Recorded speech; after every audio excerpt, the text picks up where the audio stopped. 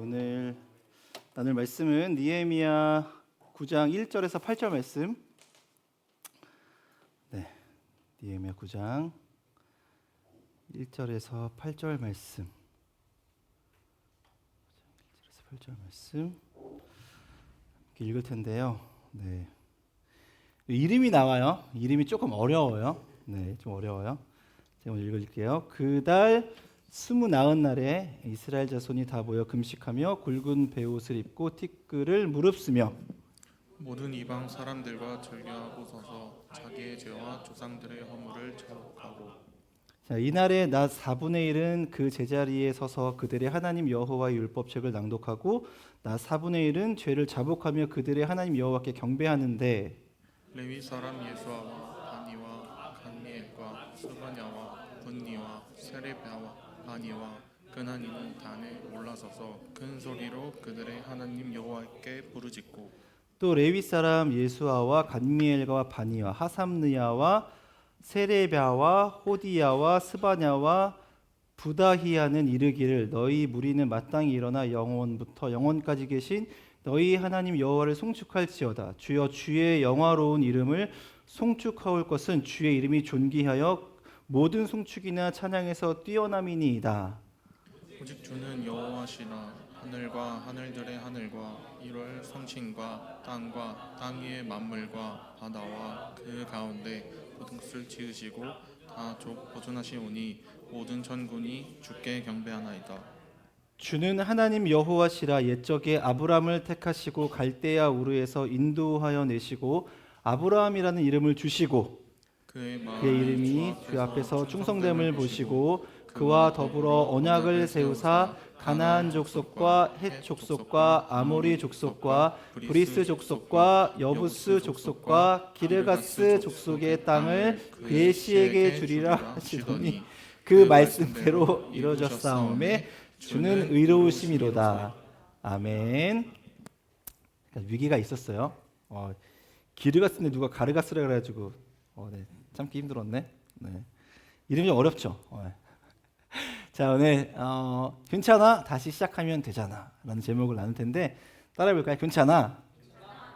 다시 시작하면 되잖아? 자, 옆에 친구에게 시작. 괜찮아? 다시 시작하면 되잖아?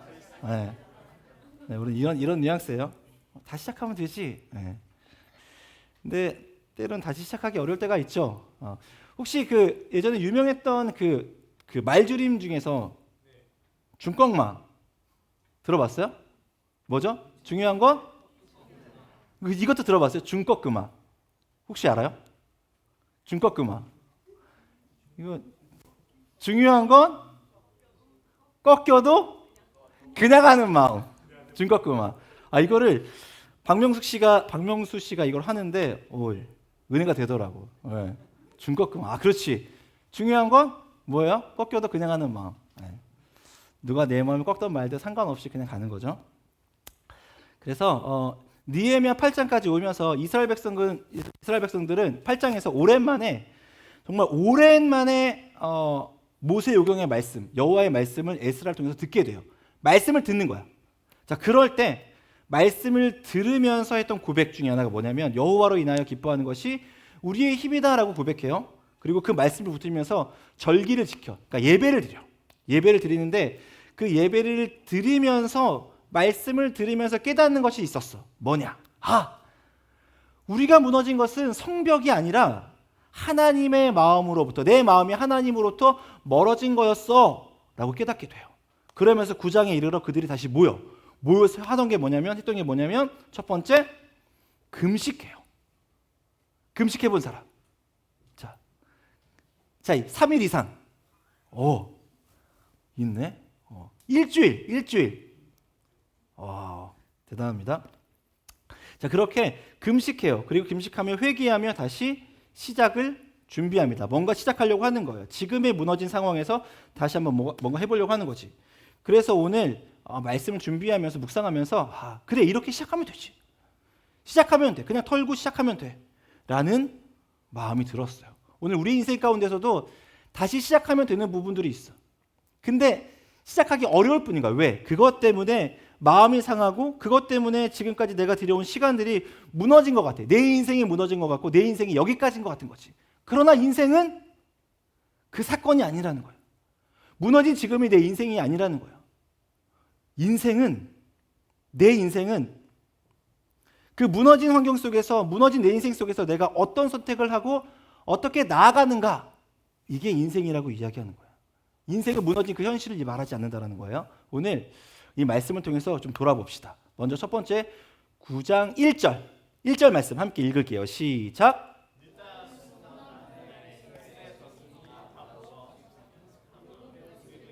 다시 한번 시작.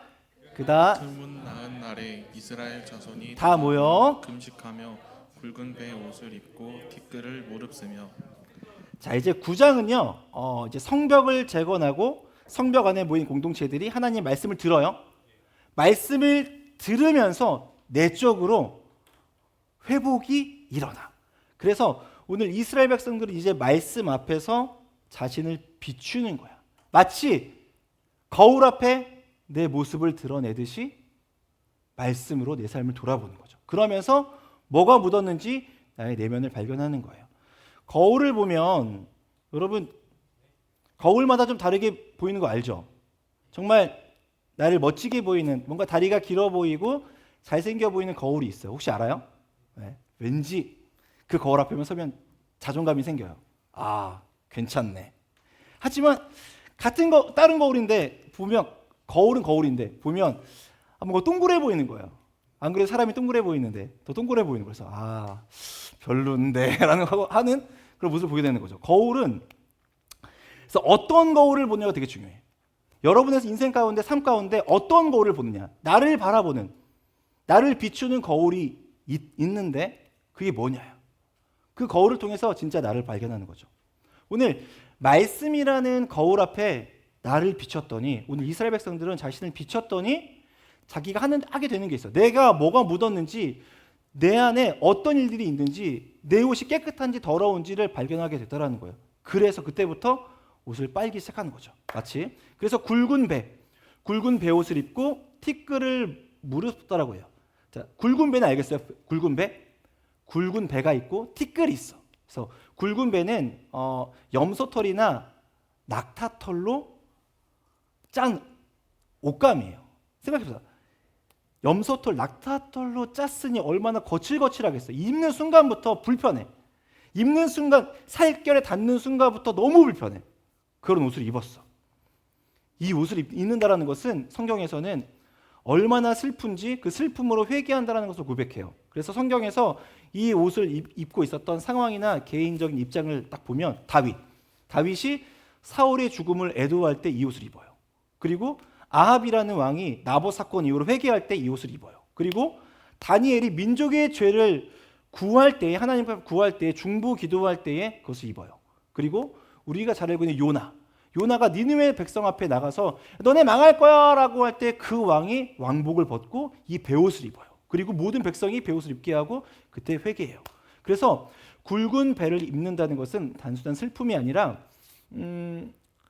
불편하죠. 옷을 입으면 불편하죠. 그래서 이렇게 고백하는 거예요. 하나님 앞에서 나는 편하게 설 수 없습니다. 내가 지은 죄는 이 옷처럼 너무 불편합니다 라고 고백하는 게 베옷이야. 그걸 회개라고 이야기하는 거야. 내가 지금까지 내가 잘 살고 있다고 생각했는데 아니라는 거지. 나의 죄를 발견하는 순간, 그 베옷을 입는 순간 거끌거끌하고 불편한 것처럼 내 영혼에, 내 삶이 이렇게 불편하다는 것을 고백하는 게 회개예요. 자, 인정하는 거죠. 그리고 두 번째는 티끌이야. 티끌은 히브리어로 아다마라고 기록되어 있어요. 아다마. 뭐가 생각나요? 하나님이 부르다 아다마. 어디 있느냐 하여튼 그 아담. 근데 아다마예요. 네. 그래서 아담은 뭘로 만들었지? 흙으로 만들었죠. 흙이라는 얘기야. 티끌, 흙이라고 표현된 거야. 결국 창세기 3장 19절에 이렇게 기록되어 있어요. 하나님이 야 너는 흙이니까 흙으로 돌아갈 거야 라고 말씀하셨던 그 흙, 그게 아다마예요. 그래서 오늘 티끌 위에 섰다라는 건 그 흙 위에 섰어. 그렇게 고백하면서 저는 흙과 같은 존재입니다. 저는 먼지와 같은 존재입니다. 그 먼지 위에 앉아서 나는 이것과 똑같습니다. 저는 아무것도 아닙니다라고 고백하는 거죠. 내가 뭔가 된 것처럼 살고 있었는데 아무것도 아니라고 고백하는 거야. 저는 하나님 앞에 아무것도 아닙니다라고 고백하면서 나의 그 삶을 고백하는 거예요. 욥이 고난 끝에 결국 할 수 있는 게 뭐였냐? 그 티끌 위에 앉아서 하나님, 저는 이런 죄와 같은 사람입니다. 저는 이런 티끌과 같은 사람입니다. 하나님의 지혜를 감히 따라갈 수 없는 사람입니다라고 고백해요. 그러면서 그 욥의 고백을 통해서 우리가 알 수 있는 게 뭐냐면 진짜 나를 고백하는 것, 그것으로부터 하나님과 관계가 시작되고 우리의 회개가 시작된다는 것입니다. 그래서 굵은 배와 티끌은 단순한 회개를 상징하는 것이 아니라 뛰어넘어서 하나님 앞에 서는 나의 마음. 여러분, 하나님 앞에 서는 우리의 마음은 어떤 고백이 필요할까? 가장 낮은 마음으로, 그리고 낮은 삶으로, 낮은 생각으로 나아가는 거죠. 오늘 하나님이 찾으시는 사람은 누구일까? 완벽한 사람일까? 하나님이 저를 왜 찾으셨을까요? 제가 완벽해서요? 저를 경험해 보신 사람은 알겠지만 저는 완벽하지 않아요. 다 알잖아요. 그렇죠? 완벽하지 않아요. 그러나 하나님이 나를 찾으신 이유는 내가 어떤 사람인지 늘 고백하기 때문인 거예요. 하나님, 저는 완벽하지 않아요. 저는 할 수 없어요. 하나님 도와주세요. 라고 고백해요. 그래서 오늘 하나님께서 찾으시는 사람은 죄를 인정하고 자신의 자금을 인정하고 낮음을 인정하고 실수를 인정하고 다시 돌아서는 사람. 그래서 회개는 감정으로 잘못했습니다 해서 끝나는 것이 아니라 잘못했으니 그 방향을 돌이키고 자리를 바꾸겠습니다. 하나님 앞에 내 삶이 하나님과 동등하다 여기고 하나님보다 내가 더 앞서 있다고 여겼던 이 삶들을 내려놓고 하나님보다 낮은 위치에서 하나님 바라보겠습니다라고 뭔가 자리를 바꾸고 방향을 바꾸는 것이 회개라고 오늘 말씀하고 있는 것입니다. 우리 청년들, 오늘 우리의 삶 속에서 여러분의 삶을 누가 이끌어가고 있을까? 여러분의 인생을 누가 진두지휘하고 있을까? 오늘 그 삶이 여러분이라면 내려놓으시길 바랍니다. 그리고 하나님이 여러분의 삶을 이끌어가시기를 결단하는 오늘 우리의 삶이 되기를 소망합니다. 그래서 오늘 이렇게 고백하는 이스라엘 백성들에게 어떤 일이 일어나느냐? 결단이에요. 결단. 2절의 말씀, 9장 2절의 말씀 함께 읽어볼게요. 시작. 모든 이방 사람들과 절교하고 자기의 죄와 조상들의 허물을 자복하고. 한 번 더 읽읍시다. 시작. 모든 이방 사람들과 절교하고 서서 자기의 죄와 조상들의 허물을 자복하고. 절교하고. 혹시 친구들과 절교해 본 적 있어요? 너랑 다시는 안 놀아. 절교. 연락하지 마. 절교해 본 적 있어요? 절교하면 어떤 느낌이에요? 뭔가 그렇죠. 뭔가 잘라내고 절단하는 느낌이죠. 분리된 느낌이죠. 오늘 느헤미야에 기록된 이 절교라는 이 단어는요, 히브리어로 바달이라는 표현을 썼는데 바달은 뭔가 분리시키는 거야. 완전 분리시키는 거야. 그리고 구별하는 거야. 따로 구별하는 거야.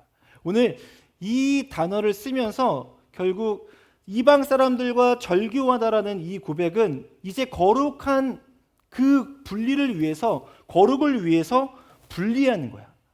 하나님의 거룩함을 드러내기 위해서, 내가 하나님의 자녀로서의 거룩함이 나타나기 위해서 세상과 뭔가 분리시키는 거야.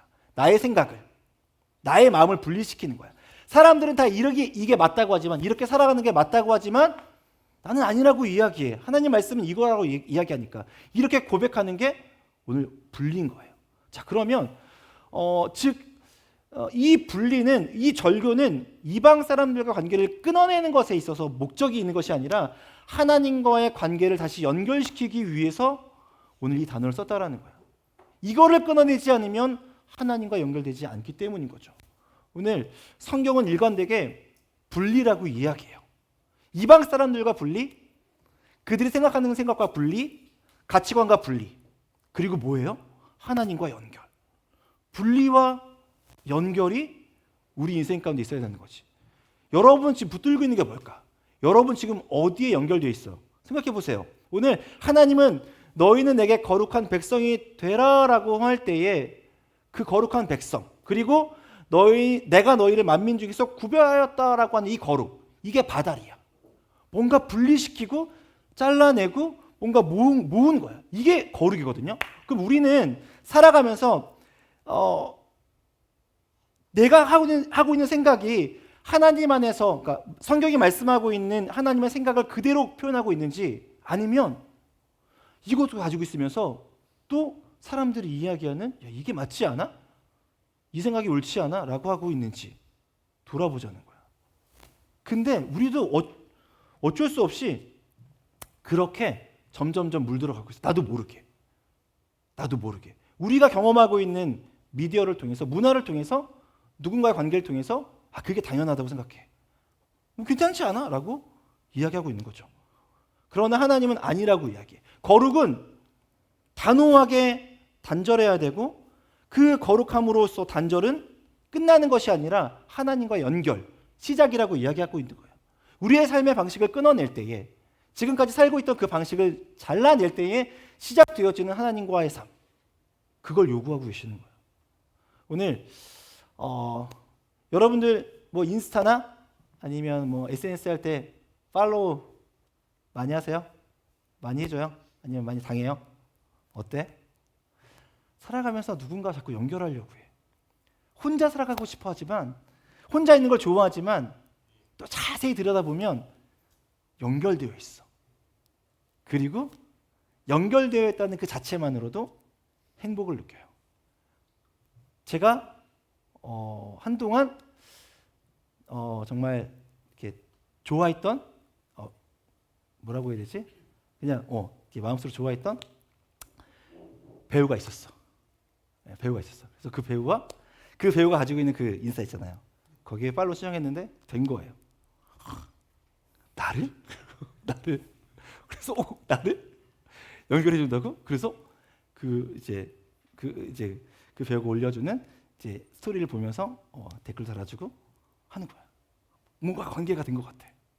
그리고 뭔가 내가 그분과 연결되어 있다는 사실만으로도 내가 뭔가 된 것 같아. 오늘 그와 같이 여러분들의 인생 가운데 어딘가 연결되어 있을 거라는 거지. 누군가와 연결되어 있을 거라는 거예요. 제가 그 배우는 밝히지 않을게요. 저의 생명과 저의 삶을 위해서 밝히지 않을게요. 하지만 우리 안에 알고 있을 거야. 자, 그래서 여러분들, 우리가 지금 살아가고 있을 때 나는 지금 과연 누구와 연결되어 있는가? 그리고 연결된 것으로 인하여서 어떤 영향을 받고 있는가? 하나님은 단호하게 나와 연결하자고 이야기해요. 하나님은 우리에게 나와 연결해야 돼. 그래야 네가 살 수 있어. 네가 구별되라고 오늘 말씀하고 있는 거죠. 오늘 우리 청년들이 하나님과의 연결이, 그 팔로우가 약해져 있다고 한다면 우리는 하나님 아닌 다른 것들과 강하게 연결되어 있을 거라는 거야. 오늘 그것을 말씀을 통해서 끊어내고 뭔가 절단하고 구별되어서 하나님과 다시 한번 연결되어서 여러분들의 생각이 아닌 하나님의 생각으로 여러분의 인생이 펼쳐나가는 그런 시작이 되기를 간절히 축복합니다. 세상과 단절하고 하나님과 연결되는 삶이 되기를 축복합니다. 3절, 그죠? 3절. 같이 읽을게요. 3절 시작. 4분의 1은 그 제자리에 서서 그들의 하나님 여호와의 율법책을 자, 크게 읽어주세요. 낮 4분의 1은 죄를 자복하며 그들의 하나님 여호와께 경배하는데.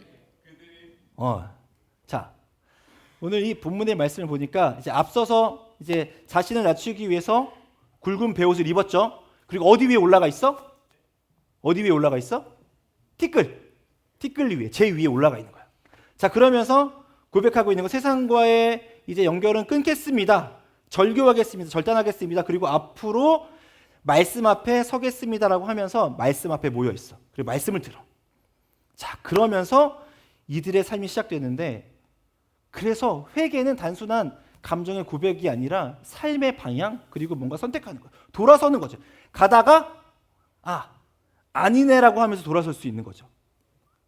뭔가 방향을 바꾸는 거예요. 그리고 돌아섰다는 것은 가야 할 곳이 있다겠죠. 돌아선 이유는 이곳이 아니고 목적지가 다른 곳이었네라고 하는 거죠. 제가 내비게이션을 잘 못 봐요. 원래 잘 보거든요. 이상하게 올해부터 잘 안 보이더라고. 그래서 가끔 운전하다 보면 유턴을 한 3-4번 해요. 여기가 아니네? 여기가 아니네? 3-4번 해요. 목적이 있다라는 거죠. 그래서 돌아가는 거죠. 오늘 우리가 지금 이 자리에서 돌아가야 할 이유는 그 지금 가고 있는 목적이 아니라는 거야. 목적 방향이 아니라는 거야. 가야 할 곳은 다른 곳이라는 거지. 하나님께서 말씀하신 그곳으로 가야 한다는 거죠. 자, 그래서 오늘 그 자리가 어떤 자리인가? 말씀 앞에 서는 자리예요. 오늘 본문이 가지고 있는 정말 독특한 구조. 보세요. 나 4분의 1은 제자리에 서서 그들의 하나님 여호와의 율법책을 낭독해요. 4분의 1은 율법책을 낭독해. 그리고 4분의 1은 뭐예요? 4분의 1은 죄를 자복해요. 회개해요. 4분의 1은 말씀을 듣고 말씀 읽은 후에 뭐예요? 뭔가 말씀을 통해서 깨달은 바 회개해요. 말씀을 통해서 알게 된다라는 거죠. 깨닫게 된다라는 거예요. 그래서 오늘 우리가 드려진 예배는 바로 이런 영적 어떤 리듬, 회복의 리듬이 이 예배 가운데 일어나야 한다는 것입니다. 이 예배는 그런 영적을 회복을 일으킬 수 있는 시간이라는 거예요. 그래서 이 예배의 자리는 회개의 자리, 뭔가 돌이킬 수 있는 귀한 자리고 말씀을 통해서 그렇게 시작된다요. 오늘 우리가 예배 드리는 이유는 뭐예요? 오늘 예배 드리러 왜 왔어? 오늘 우리 왜 모였나요? 예배 드리러 모였죠. 예배 왜 드려야 돼요? 예배는 한 주간 동안 나의 삶을 돌아봤을 때에 하나님이 말씀하시는 그 방향대로 가지 못했던 것을 발견하는 거야. 그리고 돌이키는 거죠. 제가 운전하면서 내비게이션을 잘 못 봐서 지나칠 때가 있어. 그때 누군가 제 옆에는 제가 알려줘요. 거기 아닌데요. 돌아가야 되는데요. 아, 네. 몇 번을 그래. 근데 화내지 않으세요. 네. 화낼 때도 있는 것 같지 하지만 저기 티를 안 내시고 네. 돌아가는 거야. 돌아가기만 하면 되는 거예요. 오늘 그 시간이 이 시간이라는 거예요. 그래서 때로는 저는 여러분들이 말씀을 들을 때에 이 말씀 불편한데? 내 생활이 오늘 이렇게 살아온 내 삶이 하나님 말씀 앞에 비춰봤을 때 좀 불편한데? 라고 할 수 있어. 근데 그건 좋은 현상이라는 거죠. 왜? 말씀으로 나를 깨달았으니까. 나를 봤으니까. 진짜 나를 봤으니까. 여러분 진짜 누구세요? 인태 누구니? 옆에 있는 예성이 누구야? 저렇게 웃고 있는. 저는 어제 예성이가 입은 옷에 대해서 얘기하지 않겠습니다. 누구예요? 누구야? 사람들이 여러분을 누구라고 해요? 예수님이 사역 가운데 제자들에게 사람들에게 물어봐요. 제가 누구인가요? 제자들아, 사람들이 나를 누구라고 하니? 물어봐요. 누구예요? 진짜 여러분 누구예요? 나는 누구인가? 나는 어떤 사람인가? 말씀 안에서 밖에 발견되지 않는다라는 거예요. 어떤 거울도 나를 정상으로 온전하게 비출 수 없다라는 거예요. 오직 말씀이라는 그 거울, 그 빛이라는 그 빛만 나를 온전히 드러나게 한다라는 거예요. 여러분 말씀 안에 서셔야 됩니다. 말씀 안에 살아가야 돼. 말씀이 아니면 진짜 여러분의 자아와 정체성을 발견할 수 없다예요. 성경은 반드시 분명히 그렇게 이야기하고 있다예요. 그래서 느헤미야는 백성들을 그렇게 이야기하고 백성들은 그 얘기를 듣자마자 혼자만 그것을 하지 않아. 혼자만 회개의 자리에 서지 않아. 같이 서. 그렇다고 해서 혼자 깨달았다고 해서 옆에 있는 친구를 보면서 야 너도 죄인이야 이렇게 하지 않았다는 거죠. 너도 나쁜 놈이야 라고 하지 않고 말씀을 듣는 순간 누가 뭐라고 할 거 없이 우리가 하나님 앞에 범죄했다는 걸 다 알게 돼. 그리고 그 자리를 나만 가는 것이 아니라 함께 가자고 서로 가자고 이야기하는 거예요. 이 공동체, 이 회개의 고백이 나로 끝나지 않고 공동체에게 함께 흘러갔다라는 거예요. 이 말씀은 우리 중에 누군가 한 사람이 하나님 앞에 바로 서기를 결단한다면, 돌이키기를 결단한다면, 그리고 회개한다면, 나아간다면 나로 끝나지 않을 거라는 거예요. 그 고백이, 그 삶의 결단이 나를 통해서 우리 공동체에게 흘러나갈 거라는 거예요. 오늘 우리 공동체의 힘, 청년부가 가지고 있는 공동체의 힘은 결코 나로 끝나지 않는다는 거예요. 나로부터 시작될 거라는 거예요. 옆에 있는 친구로부터 시작될 거라는 거예요. 내가 아무것도 아닌 존재인 것 같지만 오늘 이 예배의 자리에서 내가 하나님과 함께 살겠습니다라고 결단하는 그 고백이 나로부터 우리 공동체 모두에게 흘러가는 은혜가 있을 줄로 믿습니다. 하나님께서 그렇게 쓰시는 거예요. 자, 그래서 오늘 9장 7절, 8절 길지만 함께 읽을게요. 자, 7절부터 8절 제 뒤에 크게 읽어주세요. 시작. 주는 하나님 여호와시라. 옛날 옛적에 아브라함을 택하시고 갈대아 우르에서 인도하여 내시고 아브라함이라는 이름을 주시고 그의 마음이 주 앞에서 충성됨을 보시고 그와 더불어 언약을 세우사 가나안 족속과 헷 족속과 아모리 족속과 브리스 족속과 여부스 족속과 기리가스 족속의 땅을 그 씨에게 주리라 하시더니 그 말씀대로 이루셨사오매 주는 의로우심이시오. 아멘. 자, 1절에서 3절은 이스라엘 백성이 자신을 낮췄죠. 그리고 세상과 단절하고 말씀 앞에 서서 자신의 삶을 돌아봐요. 말씀이라는 거울에 내 삶을 돌아봐요. 내 생각을 돌아봐요. 내 생각이 온전한가? 정상인가? 옆에 친구 정상이에요? 네, 정상처럼 보여요. 네, 제가 보기엔. 네. 그 생각, 그 마음이 온전한가? 말씀에 비춰서 봐요. 그리고 상태를 확인하는 거예요. 자, 그리고 나서 하는 게 뭐예요? 회개. 근데 이들의 회개의 궁극적인 시선이 뭐였냐? 나는 망했어가 아니라, 나는 실패한 인생이야가 아니라, 하나님은 얼마나 신실하신가요? 그 회개 그 지점에서 고백할 때에 하나님 저 망했어요, 내 인생 망했어요 라고 하지 않았어. 하나님은 신실하십니다. 하나님은 위대하십니다. 하나님은 존귀하십니다 라고 고백해요. 하나님을 고백해. 이게 무슨 말이에요? 말씀 앞에 비춰진 내 삶을 통해서 이제 하나님이 누구이신가를 알게 되는 거죠. 깨닫는 거예요. 그래서 회개의 기초는 하나님이 누구이신가요? 여러분 마음속에, 생각 속에 하나님이 누구이신가에 대한 정의가 있을 거예요. 그리고 하나님에 대한 내가 마음을 쏟고 존귀하게 여기는, 그 귀중하게 여기는 그 부분이 있을 거라는 거예요. 만약 나에게 하나님이 귀하신 분이라면 그렇게 살아가겠죠. 그 하나님과 대면하기를 애쓰고, 그 하나님과 팔로우하기를 기다리고, 팔로워가 돼서 서로 소통하고 대화할 때 즐겁겠죠. 행복하겠죠. 저도 행복했어요. 너무 행복했어. 기다려줘. 답장이 오기를 기다려줘. 물론 나중에 알았어. 그 배우가 진짜 쓴 게 아니라 매니저나 이런 사람들이 쓴 걸 나중에 알게 됐어요. 하지만 실망하지 않았어. 그럼 여러분 인생 가운데, 여러분들의 인생 가운데 하나님과 연결되어 있는 여러분의 인생 가운데 하나님이 여러분들에게 댓글을 남기세요. 하나님 어떻게 하면 좋을까요? 기도하고 질문하고 기다리면 댓글을 남기세요. 마음 가운데, 생각 가운데 말씀으로 알려주세요. 우리는 그렇게 살아야 돼. 하나님이 누구이신지 늘 기억하면서 하나님에 대한 나의 마음, 그 태도를 바라보며 살아가는 거예요. 자, 그래서 오늘 이 이스라엘 백성들이 이렇게 고백해요. 주는 여호와 하나님이시라라고 고백하는데, 이거를 이렇게 번역했지만 히브리어 원문은 오직 주만이 여호와이십니다. 오직 주님만이, 내가 주인이라고 고백하는 당신만이 야훼이십니다라고 고백하는 거예요. 다른 신들은 다 없어, 가짜야. 오직 여호와만, 야훼만 진짜 하나님이셔라고 고백하고 있는 거예요. 이 고백은요, 이제 내가 어떻게 살아갈지에 대한 결정과 선택을 말하고 있는 거예요. 그 야훼, 하나님만 바라보며 살겠다라는 선택과 결정인 거죠. 그래서 진짜 회개는 눈물 흘리면서, 콧물 흘리면서 감정적으로 쏟아붓는 것이 아니라 오늘 그 하나님에 대한 존재, 그 존재에 대한 나의 태도, 그리고 어떻게 살아갈지에 대한 방향과 결정인 거죠. 발걸음을 움직이는 거야. 선택을 하는 거죠.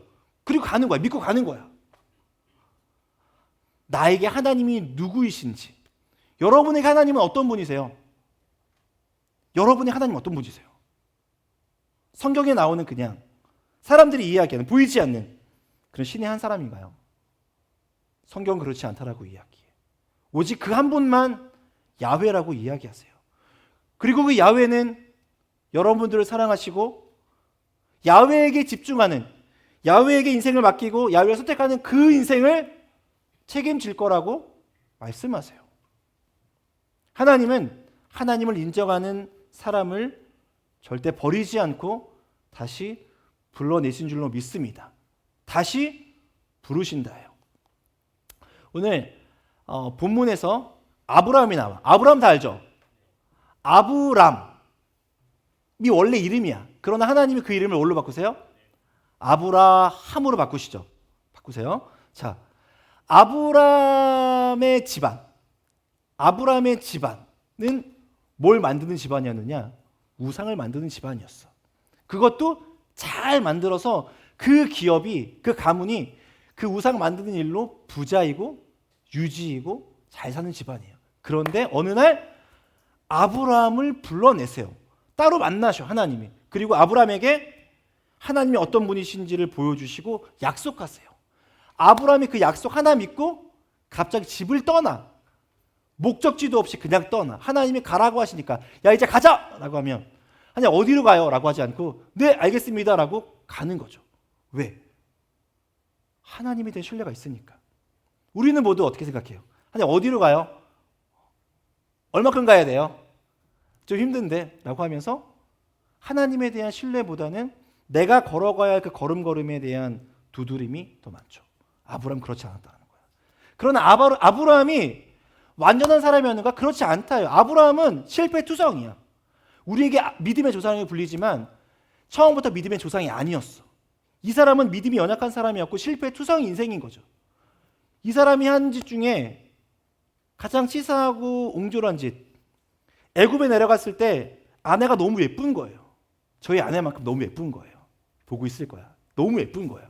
그래서 애굽의 왕이 이 아내를 뺏어가는 그리고 아내 때문에 아브라함 자신이 남편이 자신이 목숨의 위협을 느낄 것 같아서 이야기해요. 자, 애굽으로 가면 이제부터 당신은 나의 아내가 아니라 나의 누이야. 알겠지? 꼭 그렇게 얘기하면서 들어간 거야. 그래서 목숨을 유지해요. 그리고 아내를 진짜 애굽 왕이 데려가요. 이런 상황. 또 하나. 75세 때에 아브라함에게 약속해요. 80세 약속해요. 야, 내가 너에게 아들을 줄게. 라고 이야기해요. 믿지 못해. 믿지 못해. 90세가 되어서도 믿지 못해. 근데 80세의 약속을 받았는데 때가 이르지 않으니 80세면 할아버지죠. 그래서 전전긍긍하다가 방법을 찾은 거야. 첩을 드려요. 그리고 첩을 통해서 난 아들이 이스마엘이에요. 지금의 아랍 사람들은 이스마엘이 조상이에요. 그리고 지금의 유대인들은 이삭의 후손들인 거야. 그래서 지금 모든 전쟁들은 이삭의 후손과 이스마엘 후손들이 싸우고 있는 거야. 이런 지경이 생긴 거죠. 아브라함이 약속을 믿지 못했던 거야. 기다리지 못했던 거죠. 자기 방법대로 해결한 거죠. 아브라함 그런 사람이었어. 그런데 아브라함을 왜 우리가 믿음의 조상이라고 부르고 있을까? 하나님은 여전히 아브라함을 버리지 않았다야. 네가 날 기다리지 못해? 날 믿지 못해? 너 이제 끝. 하지 않으셨어. 아브라함을 여전히 돌이키시고 그 아브라함에게 하나님이 어떤 분이신지 믿음을 더하셨다라는 거예요. 이게 하나님이죠. 아브라함의 완전함을 보고 그렇게 한 게 아니라는 거예요. 그래서 하나님은 아브라함의 불완전한 모습이 있었지만 그것보다 아브라함이 뭔가 약속을 지키려고 했던 애쓰는 모습들을 더 사랑하셨어요. 그리고 더 좋아하신 거지. 하나님은 완벽한 사람을 통해 일하지 않으십니다. 제가 완벽해 보여도 완벽하지 않습니다. 늘 부족해요. 때로 넘어지고 실패해요. 그때마다 하나님께 부르짖고 다시 돌아갔을 뿐인 거예요. 다시 돌아가려는 마음, 실패해도 다시 일어나 가려고 했던 그 마음, 그 마음 하나 보고 저를 지금까지 데려오신 거라고 믿어요. 그리고 앞으로도 그렇게 살아갈 거고. 그럴 때 내가 할 수 있는 고백은 뭐냐면 하나님은 옳으십니다. 하나님은 의로우십니다. 내가 의로워서가 아니라 하나님이 나를 의롭다 하시니 하나님은 의로우십니다. 라고 고백하게 되는 거죠. 이게 우리의 신앙 고백이 되어야 해요. 그래서 우리의 회개는 진짜 회개는 그 하나님 앞에서 내 인생을 통해서 다시 하나님이 누구이신지 하나님의 성품을 발견하고 하나님이 어떤 분이신지 재발견하면서 나의 삶의 태도를 결정하는 거예요. 그게 회개예요. 여러분이 지금까지 어떻게 살아왔는지 모르겠지만 무엇을 중요하게 여기고 하나님보다 말씀보다 더 귀하게 여기는 것들이 있었다라고 한다면 그래서 뭔가 되지 않은 것들이 있었다면 불편했다면 이제는 뭔가 내려놓는 거죠. 그리고 다시 시작하면 돼요. 다시 하나님께 나아가면 돼. 그거 말고는 없어. 그래서 오늘 하나님은 인간의 실패보다 하나님의 신실하심이 더 크기 때문에 언제든지 우리를 일으키신다. 그래서 오늘 말씀을 괜찮아? 다시 시작하면 되잖아. 라고 하는 거예요. 넘어져도 또 일어나면 돼요. 실패해도 또 하면 돼. 어느 순간에 나는 진짜 안 되는 인간이야 라고 할 수 있겠지만 사람과 관계 속에서 내가 아무리 용서를 베풀고 아무리 기다려줘도 똑같은 반복을 하고는 저 사람에게 넌 진짜 안 되겠다라고 할 수 있는 사람이지만 하나님은 그렇지 않다. 하나님은 그 마음 가운데 다시 일어날 마음을 주시고 다시 돌이켜서 하나님의 방향으로 가게 하신다요. 그게 하나님이시라는 거죠. 오늘 그 말씀을 붙들고 그것은 우리의 의지가 아니라 하나님께서 하시겠다는 의지, 그 약속인 줄 믿으시길 바랍니다. 말씀을 정리할게요. 오늘 말씀을 준비하면서 괜찮다요. 지금 괜찮다. 그래도 괜찮다. 잘 못해도 괜찮다. 넘어져도 괜찮다. 지금 그 자리 그래도 괜찮다. 중요한 건 내 삶의 지금 자리를 발견하고 하나님께로 가야지라고 하는 마음, 다시 시작해야지라는 마음, 나의 신앙의 수준을 이제는 조금 더 깊이 가자는 거지. 하나님을 의지하며 살아가려고 하는 그 마음, 그걸 가려고 할 때에 괜찮아요. 네. 그래서 느헤미야 9장은 죄를 지은 그 백성의 끝을 보여주는 것이 아니라 오늘 그 백성들이 다시 은혜로 새롭게 출발하고 있음을 보여주고 있습니다. 말씀 앞에서 울었던 느헤미야 8장에서 그들이 하나님의 말씀을 듣고 막 울어요. 자신의 모습 본 거야. 너무 처참해. 왜 망했는지 알겠어. 왜 무너졌는지 알겠어. 너무 처참해. 막 울어. 그러나 오늘 9장의 말씀을 통해서 이들이 은혜 안에 그 마음이 회복돼요. 우리를 다시 일으켜 세우시는구나. 일어나면 되는구나. 붙들고 가면 되는구나 라고 하면서 다시 일어나요. 그리고 그 안에 마음이 회복이 돼요. 그리고 웃어요. 행복해요. 왜? 다시 갈 수 있는 방법이 생겼어. 다시 가면 되니까 행복해. 하나님이 우리를 포기하지 않고 있다라는 그 생각이 왔을 때 이들은 비로소 마음의 안정감을 가져요. 우리 청년들 살아가면서 때로는 그런 시기에 실수할 수도 있고 어떤 방향을 가다가 잃을 수도 있어. 내 인생 이렇게 살면 되는 줄 알고 가고 있는데 아니란 걸 깨달아. 근데 자칫 너무 많이 와서 돌이키기 어렵지 않을까라고 하지만 그렇지 않다요. 그때부터 하나님은 새롭게 시작할 줄로 믿습니다. 오늘 하나님은 여전히 말씀으로 다시 시작할 기회를 주시는 분인 줄로 믿습니다. 우리를 다시 시작하게 하시는 분, 여전히 우리를 사랑하시는 분, 그 하나님께서 오늘 저와 여러분에게 이렇게 말씀하세요. 다 같이 따라해 볼까요? 괜찮아. 다시 괜찮아. 다시 시작하면 되잖아. 네, 다시 시작하면 돼요. 오늘 그 마음으로 함께 예배하면 좋겠습니다. 오늘 찬양은 같이 지금 할래요? 같이 하죠. 먼저 찬양하죠. 다시 일어나. 네, 원래 다른 거 하려고 했는데 오늘 감사하게도 뭔가 말씀에서 그런 고백이 나왔습니다. 저 갈 거예요. 여러분 이 찬양 하고 나서 이제 기도하긴 할 텐데 다시 일어날 수 있는 기회. 이거는 내가 다시 일어나야지 하고 나서 일어나는 게 아닌 것 같아. 누군가 나를 붙잡아주면서 일으켜 세워져야 일어날 수 있는 것 같아. 우리의 의지가 아닌 성령님의 의지로, 하나님의 의지로 여러분들을 일으켜 세울 줄로 믿습니다. 여러분들이 일어나고자 하면 일어날 수 있어요. 다시 한번 서고자 하면 설 수 있어. 오늘 그런 결단과 고백으로 함께 찬양하면 좋겠습니다.